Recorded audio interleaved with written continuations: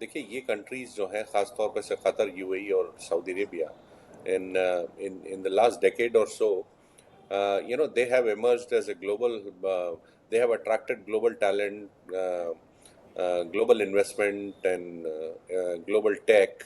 ये सारी चीज़ें जो हैं and global finance also.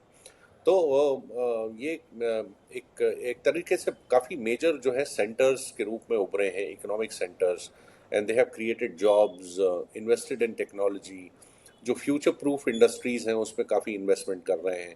और ये मेजर टूरिस्ट डेस्टिनेशन भी है, जैसे ख़ास तौर पे से यूएई है।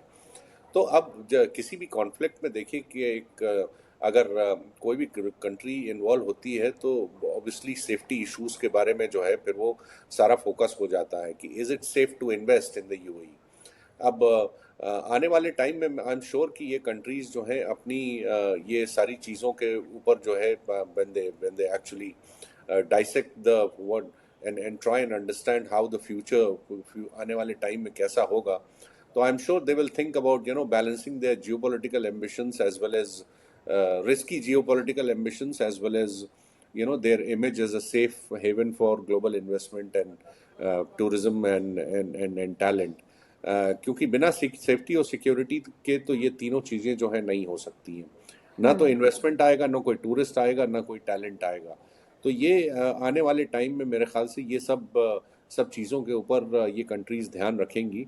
और उम्मीद यही है कि पीस पीस आ जाए।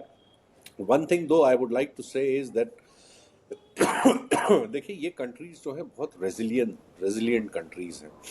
They move very fast.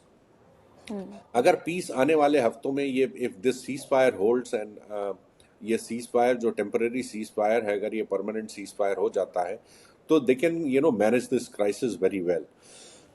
जहां तक देखिए इन्वेस्टमेंट का सवाल है, investment is invest capital outflow हो सकता है। कैपिटल आउटफ्लो वही कैपिटल आउटफ्लो हो सकता है जो लिक्विड कैश होता है।